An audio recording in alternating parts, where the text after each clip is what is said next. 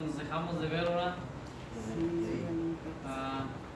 Por la gracia de Dios estamos aquí con salud, con vida, que es lo más importante. Recordemos que estamos viviendo un tiempo realmente de angustia en la tierra. Hace como un mes llegó al lugar de trabajo una persona que iba infectada y no dijo nada. Entonces en la compañía somos 26 trabajadores, de los cuales 13 resultamos contagiados. Al menos yo pasé 2 días terriblemente grave. Es un dolor que sientes que se te estallan los pulmones. Y viviendo solo me fue muy difícil atacar la enfermedad, puesto que había que levantarse a hacer los test, había que levantarse a poner los pies en agua caliente, a preparar los baños de vapor, y me fue muy difícil, pero gracias a Dios superamos, después de 2 días superamos este virus. Y hoy por la gracia de Dios estamos dando testimonio de que Dios tiene poder en las plantas medicinales. No es que las plantas tengan en sí la facultad de sanación. Todo se lo debemos al Creador del universo, el cual nos dejó una farmacia en la naturaleza, farmacia que nosotros los humanos hemos abandonado por consumir productos que la ciencia ha proporcionado, que finalmente al consumirlos estos producen un efecto secundario en nuestros cuerpos. Personas que padecieron de este virus y comenzaron a tomar antibióticos, hoy están padeciendo ya de los riñones directamente, que fue uno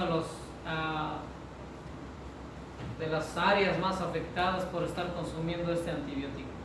Entonces, mis queridos hermanos, quiero invitarlos a que, como nos sea posible, volver a la dieta original que Dios le proporcionó a nuestros primeros padres, por los cuales, si nosotros dependiéramos hoy más que nunca de esos productos naturales de la tierra, como dice el salmista, sacando el pan de la tierra, nosotros fuéramos como en los años 80, que cuando se instituyó el colegio aquí en California, colegio adventista, era para el mundo no cristiano, era una envidia vivir entre los adventistas, porque eran 100% veganos y eran saludables y eran longevos, que es lo que más la ciencia hoy ha buscado, mayormente las mujeres, ¿verdad?, que son más dadas a la ilusión, han buscado cremas, aceites, pomadas, pastillas para prolongar, ¿qué cosa? La juventud. Pero Dios proporcionó a nuestros primeros padres la alimentación con la cual iba a proporcionar, ¿qué cosa? La longevidad. La hemos abandonado, y por eso el salmista en el Salmo 78, Salmo 90 dice que con dificultad llegamos a los 80 años y con todo ya es molestia y trabajo. Entonces, en tanto que nosotros tenemos esta luz que no hemos sabido apreciar, que hoy muchos de los que han sufrido esta situación del virus se han vuelto veganos y han dado gracias a Dios por haber encontrado esta luz, que nosotros como adventistas del séptimo día no le hemos dado ese valor. Y le pedimos perdón a Dios, porque ya hace tiempo que se ha predicado la reforma en cuanto a la salud. La hemos despreciado, todavía hemos jugado con nuestra salud. Si la sierva del Señor dice que entre los adventistas del séptimo día ni 1 gramo debería bajar en nuestro estómago de carne. ¿De cuántos gramos se compone una libra, o una media libra, 1 kilo? Muchas veces nosotros nos comemos una media libra. Una libra. Si la sierva del Señor dice que ni 1 gramo ya de los que están esperando la venida del Señor debería estar bajando en sus estómagos, ¿qué se espera? Una media libra, 1 libra. Entonces, hermanos, tengamos en cuenta que somos responsables de esta luz que ha sido lanzada sobre nosotros. O esta luz nos alumbra el camino, o esta misma luz nos ciega el entendimiento, de tal modo que no resplandezca ya más la luz del Evangelio sobre nosotros. son recordatorios, no es porque sea ese el tema. Eso salió solo para recomendar cuán poderoso es Dios actuando en la naturaleza para la sanidad de las naciones. Mis hermanos, este tema que hoy traigo se llama Sabios para la Salvación. Y el libro de Salmos dice que Jehová hace sabio ¿a quién? Al sencillo. Hermanos, en el libro de Jeremías 33, su capítulo 33 y su verso 3 nos dice: clama a mí y yo te responderé y te enseñaré cosas grandes y dificultosas que tú no sabes. Hermanos, cuando nosotros nos sumergimos en las profecías bíblicas, tales como las 2300 tardes y mañanas, los 1335 días, las grandes bestias apocalípticas, ¿no es cierto que muchos de nosotros quedamos opacados porque no entendemos, porque nos es dificultoso entender las profecías? Pero el Señor hoy más que nunca nos dice: clama a mí y yo te responderé y te enseñaré cosas que grandes y dificultosas que tú no sabes.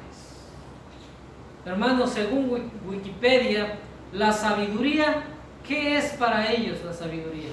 Según la ciencia, la sabiduría, dice, es un carácter que se desarrolla con la aplicación de la inteligencia en la experiencia, obteniendo conclusiones que nos dan mayor entendimiento, que a su vez nos capacitan para reflexionar, sacando conclusiones que nos dan discernimiento de la verdad, en discernir lo malo y lo bueno.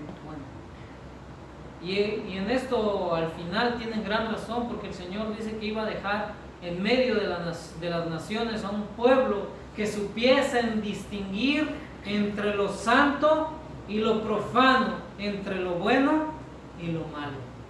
¿Somos nosotros ese pueblo que sabe distinguir entre lo bueno y lo malo? Vean que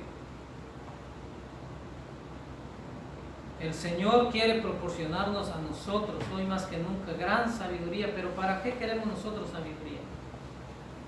Si nosotros vamos a clamar al Señor para que nos enseñe cosas grandes y dificultosas que nosotros nos entendemos, es para un propósito. ¿Para qué? ¿Para qué nosotros queremos ser sabios? Y no somos muchos, como dijo Pablo, no muchos sabios según el mundo. No muchos que inteligentes según el mundo. Para ellos somos que ignorantes. Somos débiles, pero bendito sea Dios que nuestra debilidad, su carácter se perfecciona en nosotros. Hermanos, tenemos una razón del por qué nosotros deberíamos ser sabios en toda manera de vivir. Dice la sierva del Señor en Testimonios para la Iglesia, tomo 2, página 112. El pueblo de Dios no perece actualmente por falta de conocimiento. ¿El pueblo de Dios qué? No perece por falta de conocimiento. ¿Es cierto o es falso? ¿Nos hace falta conocimiento a nosotros? ¿Qué más se nos pudo haber dado? Como dice el libro de Isaías, ¿qué más pude haber hecho yo a mi viña? La cerqué, la regué, la cuidé. ¿Qué más le pude hacer? Si esperando yo que diese uvas dulces, dieron ¿qué cosa? Agrias, uvas silvestres. El pueblo de Dios, mis queridos hermanos, no perece actualmente por falta de conocimiento. Hay gran luz, mis queridos hermanos. Tenemos 66 libros en la Biblia que nos hablan profundamente que el buen buscador de tesoros se puede sumergir y sacar de ellas perlas preciosas. Entonces, ¿por qué perece el pueblo de Dios actualmente? Tampoco seremos condenados por no conocer el camino, la verdad y la vida. La verdad que no ha llegado a su comprensión, La luz no ha brillado en el alma, sino que ha sido descuidada. ¿Por qué seremos condenados entonces, hermanos? Por el conocimiento que se nos es dado, pero que ha sido descuidada y rechazada. Por eso os los condenará. Terrible, ¿no? Como estábamos diciendo al principio, ¿tenemos luz sobre la reforma en cuanto a la salud? Sí. ¿La hemos aceptado? Y si no la hemos aceptado, ¿qué hemos hecho entonces? Como dijo aquí el párrafo, la hemos rechazado. Y por tal motivo seremos condenados. Porque ¿qué más puede hacer el Señor a su viña que no haya hecho ya? ¿Hay luz? Hay luz. Ciertamente entender párrafos de las Escrituras es muy difícil, pero Dios en su misericordia levantó a su sierva, la hermana White, quien amplía en demasía y para entender fácilmente los párrafos difíciles de la Biblia. No es que sea una luz mayor, tampoco es una luz menor. Es el mismo Espíritu que inspiró a los santos hombres de Dios a escribir la Biblia. El mismo Espíritu Santo inspiró a la sierva del Señor a dar una explicación más sencilla, de tal modo que nosotros pudiésemos entender lo difícil en las Sagradas Escrituras. ¿Entendemos esto? Entonces, ¿por qué como pueblo seguimos rechazando esa luz? Incluso se han escuchado voces de personas o hermanos que dicen: yo no creo en qué, yo no creo en esos libros, yo no creo en esa tal Elena de White, estaba loca. Incluso pastores, iglesias enteras se han dado cita para quemar esos libros que nos amplían y nos dan un camino más lleno de luz para conducirnos al cielo. ¿Han escuchado eso? Tal cosa os será condenado. Los que jamás han tenido la luz que rechazar no se hallan bajo condenación. ¿Qué más se podía hacer por la viña del Señor que no haya sido hecho? La luz, una preciosa luz, ilumina al pueblo de Dios, pero no lo salvará. ¿Por qué no nos salvará esa luz que se nos ha sido dada? ¿Ah? Hay una razón por qué no nos salvará esa luz que hemos recibido. Los que no hayamos querido andar conforme a la luz que se nos es dado, ciertamente no podremos ser salvos. A menos que permitan que ésta los salve, vivan plenamente de acuerdo con ella y la transmitan a otros que se encuentran en tinieblas. Hermanos, pregunto yo, ¿hay personas allá afuera que no conocen lo que nosotros conocemos? ¿Cómo se les conoce entonces? Si no conocen esta luz que nosotros tenemos, ciertamente están en tinieblas. Y esas tinieblas que ellos aún tienen no los puede condenar una luz que todavía no les ha llegado. Pero a nosotros que nos ha llegado esta luz, tenemos dos opciones. O andamos en esa luz para alcanzar la salvación, o rechazamos esa luz, y aún dice que el que tiene más conocimiento, ese conocimiento nos condenará. Porque el que sabe hacer lo bueno y no la hace, ¿qué pasa? ¿Qué pasa? Es pecado. Hermanos, pero si no sabemos muchas cosas de la Biblia, y ciertamente que no todos podemos entender las Sagradas Escrituras. Hay muchos que nos cuesta demasiado entender la palabra de Dios. Pero la palabra de Dios en el libro de Santiago, capítulo 1 y su verso 5 nos dice: si alguno necesita sabiduría, pídala a Dios, quien da a todos generosamente y sin reprochar. La sierva del Señor en el libro de la Educación, página 65, dice: hacer de la posesión de los honores o riquezas mundanales El motivo que rija la conducta es cosa indigna del que ha sido redimido por la sangre de Cristo.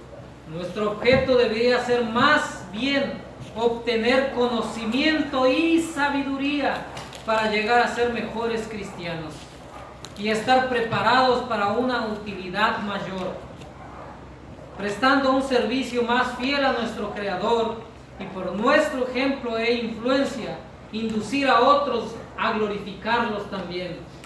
Esto es algo real y tangible, no solamente palabras, sino hechos. No solo los afectos del corazón deben ser dedicados a nuestro Hacedor, sino el servicio de toda una vida. Hermanos, ¿para qué queremos esas sabidurías que le estamos pidiendo a Dios? A ver, yo pregunto, ¿a cuántos de nosotros estamos pidiendo más sabiduría a Dios? Amén. A ver, así sinceramente, ¿cuántos estamos pidiendo más sabiduría a Dios? 1, 2, 3, 4, 5. ¿Y los demás? ¿No queremos más sabiduría? ¿Para qué queremos sabiduría, hermanos? Para transmitir a otros el plan de redención. Y es que muchos desconocen el misterio de la piedad. Cristo encarnado en el humano, sintiendo nuestras debilidades, venciendo todo pecado, muerto en la cruz, resucitado al tercer día y recibido en gloria y próximo a venir. Hay muchos que no entienden este tema y por lo tanto nosotros como centinelas debemos alumbrarles a otros al conocimiento de la verdad. Pero como dijimos al principio, que según Wikipedia, la sabiduría, ¿qué cosa se desarrolla con el qué? Con la práctica, de tal modo que se fortalece e induce al hombre a tener una buena experiencia y hacer decisiones correctas y discernir entre lo bueno y lo malo. Hermanos, ¿para qué nosotros queremos utilizar la sabiduría? Ya dijimos, para salvar a otros de la gran calamidad que se nos espera. Pero muchas personas utilizan en este mundo la sabiduría terrenal para otros fines. Y hermanos, quiero historiar un poco la vida de Moisés.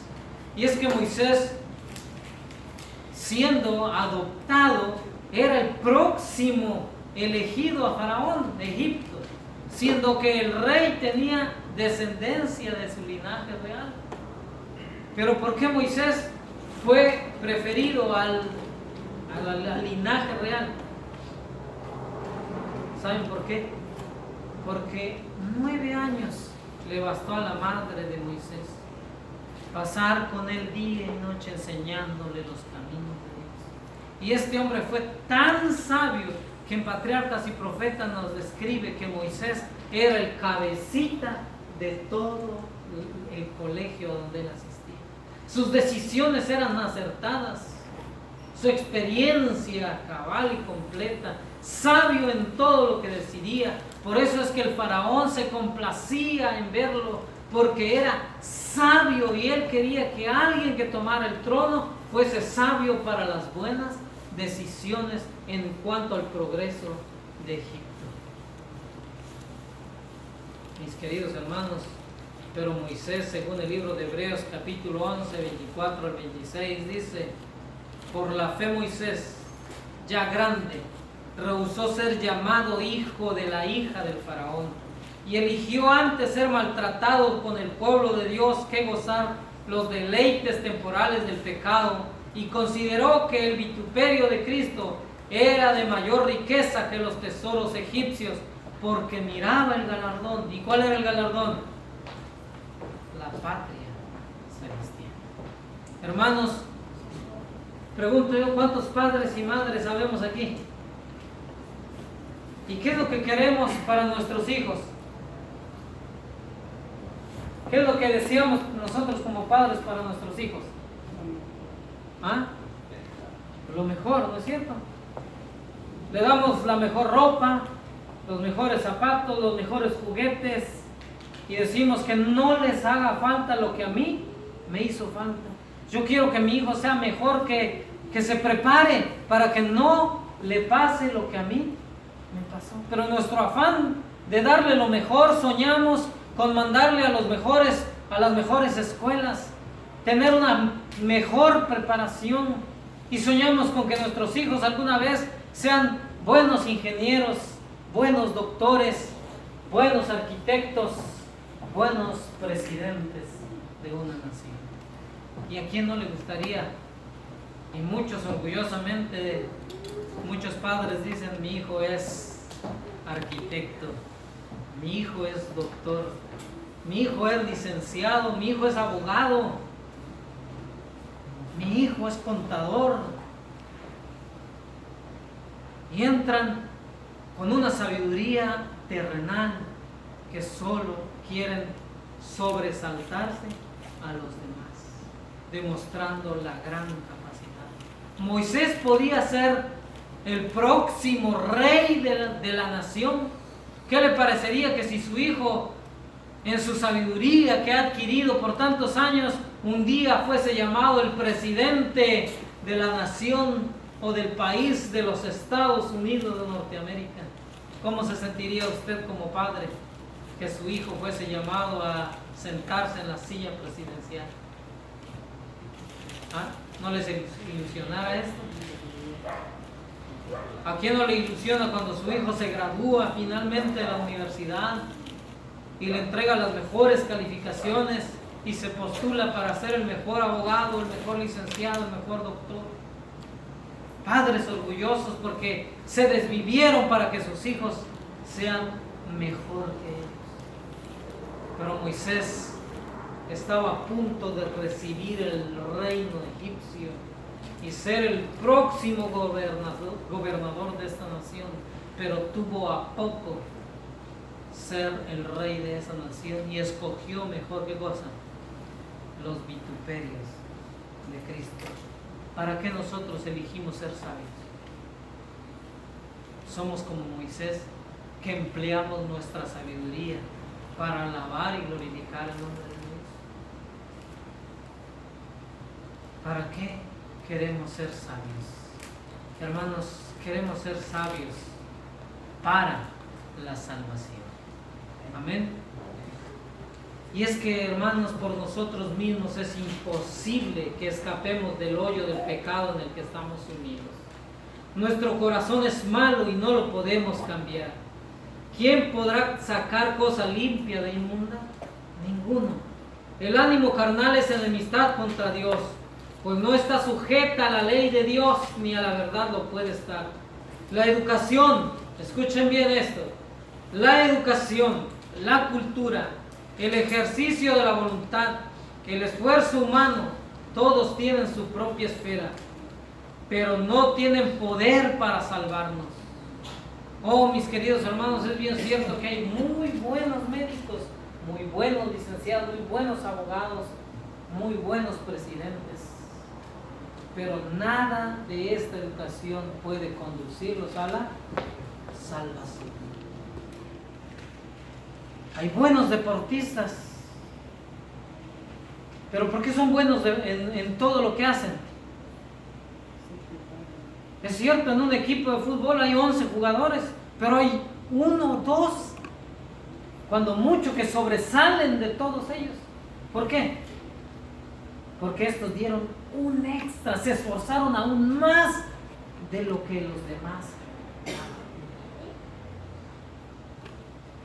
Y hay muchos que llegaron a un nivel profesional, pero se quedaron estancados, de tal modo que en el equipo nunca son titulares, siempre pasan en donde, en la banca. Y hermanos, pregunto yo, en esta vida actual cristiana que tenemos, ¿nos conformamos solo con ser bancas? ¿O necesitamos dar ese extra más para ser no solo buenas personas, no solo buenos ciudadanos, no solo buenos padres, no solo buenos hijos, sino ser buenos cristianos? Amén. Alcanzar una sabiduría tal que nos conduzca al camino de la salvación. pueden producir una corrección eterna. La educación de este mundo puede producir una corrección externa de la conducta, pero no pueden cambiar el corazón, no pueden purificar las fuentes de la vida. Debe haber un poder que obre desde el interior, una vida nueva de lo alto. Antes que el hombre pueda convertirse del pecado a la santidad, ese poder es Cristo. Únicamente su gracia puede vivificar las facultades muertas del alma y atraer esta a Dios y a la santidad. Servicio Cristiano, página 18. Y hay un texto que me llamó la atención, y no es que apenas lo haya visto, pero llama la atención que este texto se cumple en gran parte del mundo cristiano. Y estoy hablando del libro de Oseas, capítulo 4 y su verso 6. ¿Alguien sabe lo que dice? Mi pueblo fue destruido. ¿Por qué? ¿Por qué fue destruido el pueblo de Dios? Porque le faltó, ¿qué cosa? Sabiduría. ¿Por cuánto desechaste la sabiduría? Yo, ¿qué cosa? Te echaré del sacerdocio. Porque olvidaste la ley de tu Dios, también yo me olvidaré de qué? De tus hijos. ¿Por qué fue destruido el pueblo de Israel? ¿Por qué? Fue destruido porque le faltó, ¿qué cosa? Pregunto yo, hermanos, ¿a nosotros nos hace falta sabiduría?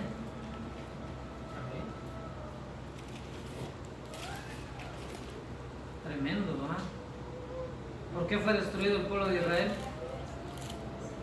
Porque le faltó sabiduría.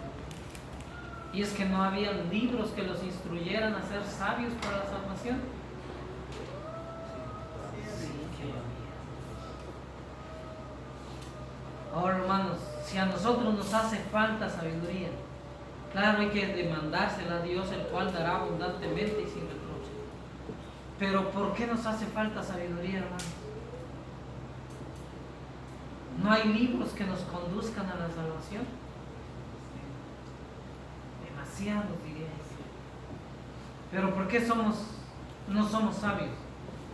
Hermanos, es porque en vez de tomar un libro o estudiar la Biblia, abrimos la televisión y nos sumergimos en sus deliciosas páginas. O abrimos el YouTube y en vez de mirar una predicación, miramos, como lo dicen hoy los jovencitos, TikTok.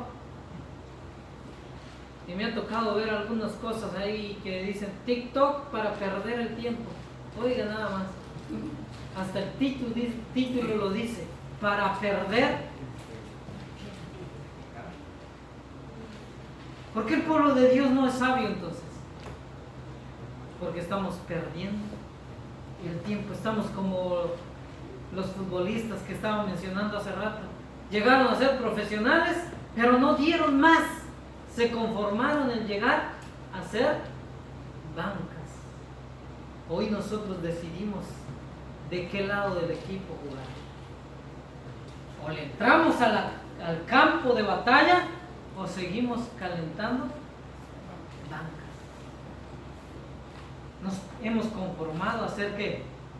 Cristianos a medias. Los que complacen su yo y descuidan la atención de las almas y los cuerpos de las personas por quienes Cristo dio su vida, no están comiendo del pan de vida, ni bebiendo del agua de la fuente de la salvación. Están secos y sin savia, como un árbol que no lleva fruto. Son enanos espirituales que consumen sus recursos en sí mismos. Pero no olvidemos que todo lo que el hombre sembrare, eso también.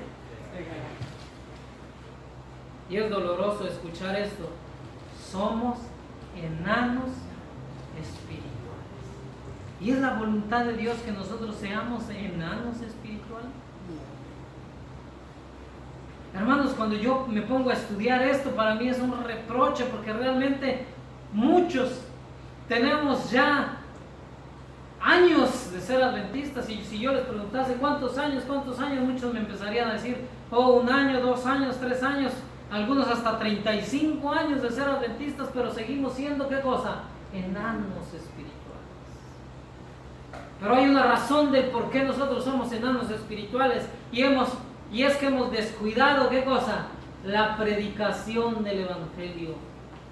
Cuando nosotros nos encontremos en el campo de batalla, encontraremos personas que saben de la palabra de Dios, pero la utilizan para atacar. Y cuando nosotros no sepamos responder conforme a la palabra de Dios, nos entrará la preocupación, y entonces vamos a venir a excavar en las profundidades de la palabra de Dios para tener una respuesta al tema que no pudimos contestar.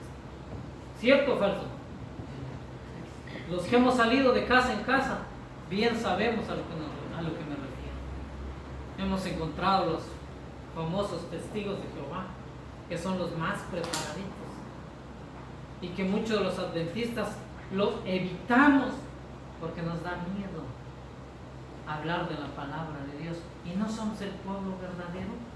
Entonces, ¿por qué nos da miedo? Es triste y doloroso aceptar, porque somos enanos espirituales. Las masas que profesan ser cristianas se satisfacen con su condición de enanos espirituales. No están dispuestas a buscar primeramente el reino de Dios y su justicia. De ahí que la piedad sea para ellas un misterio oculto e incomprensible. No conocen a Cristo por su propia experiencia. Terrible, ¿verdad? Y es que este país es un país consumista. Nos consume el tiempo. Salimos corriendo para ir a trabajar y llegamos corriendo porque nos agarró el tráfico. Lo único que queremos es comer e irnos a dormir. Y así se pasan los días, las semanas, los meses y los años. Y para nosotros, cuando nos exponen temas difíciles, son un misterio oculto e incomprensibles, porque nos hemos conformado a ser enanos espirituales. Terrible, ¿no? Yo creo que esto es un reproche para cada uno de nosotros. Y no solo es un reproche para usted, es un reproche para mí, porque tenemos gran responsabilidad de cuidar las almas por las cuales Cristo murió, pero no lo estamos haciendo porque el diablo inventó propagandas y los lanza por medio, ya sea por el celular o por la televisión, donde nos tiene bien entretenidos, de tal modo que nos hace sombra y nos hace estar cómodos en casa, que ni siquiera nos preocupa que hay almas que están pereciendo por no conocer este evangelio. ¿Seguiremos siendo los mismos enanos espirituales de aquí en adelante? Dios quiera que no.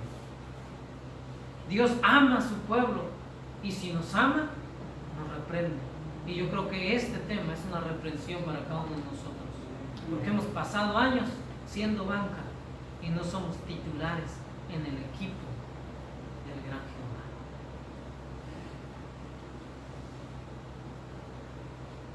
Si se ejercita de continuo la mente en las cosas del Espíritu, no será necesario permanecer en la condición de enanos espirituales, pero el mero hecho de orar al respecto no satisfará las necesidades del caso. Debemos habituar la mente a concentrarse en estas cosas. El ejercicio producirá fuerza. Muchos de los que profesan creer en Cristo están muy expuestos a perder ambos mundos. Escuchemos esto. Esto que viene me llamó realmente la atención anoche que estuve repasando el tema. Dice, muchos de los que profesan creer en Cristo están muy expuestos a perder ambos mundos. El ser cristiano a medias y mundano a medias hace que uno sea cristiano en una centésima parte y mundano en todo lo demás. Viene a mi mente una experiencia de una persona que era bien débil, corporalmente delgado, y le pidió al Señor que lo hiciera fuerte. Quería ser fuerte, ya no quería ser débil, aquel débil del cual todos se burlaban. Cierta ocasión se le llamó a una gran montaña en el cual en la cúspide estaba, al borde del precipicio estaba una gran piedra, y se le dijo que la empujara fuertemente con todas sus fuerzas todos los días, y él obedeció. Estaba empujando la piedra todos los días. Cuando pasaron los días, Satanás vino y le dijo: ¿de qué te sirve estar empujando la piedra? ¿Acaso la has movido 1 centímetro? ¿Acaso ya la pudiste empujar para que ésta se caiga en el precipicio? Ya deja de estar empujando esa piedra, que no la vas a mover. Estaba a punto de desanimarse cuando le preguntó al Señor: Señor, ¿para qué me tienes empujando esta piedra si no la he movido 1 centímetro siquiera? Y el Señor le contestó: yo te ordené a que la empujara, no que la movieras. Hermanos, hemos estado quizás reclamándole al Señor por qué no hemos avanzado. ¿Y saben por qué no hemos avanzado? Porque no hemos ejercitado nuestras fuerzas.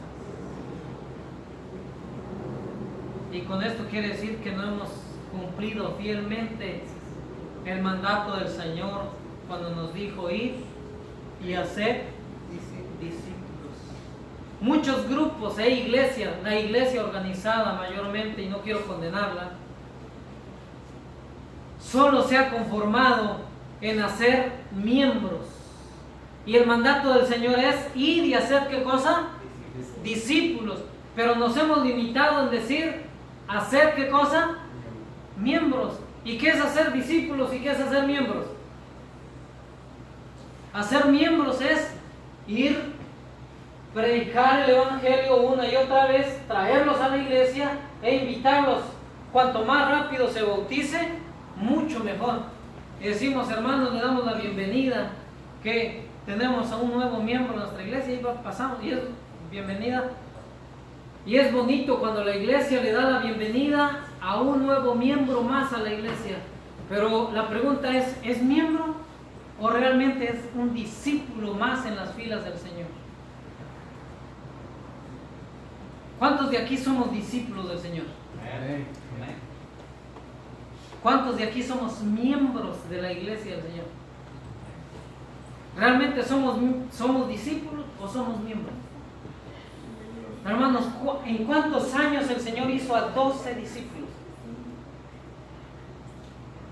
¿Cuántos años le llevó a Cristo formar a 12 discípulos?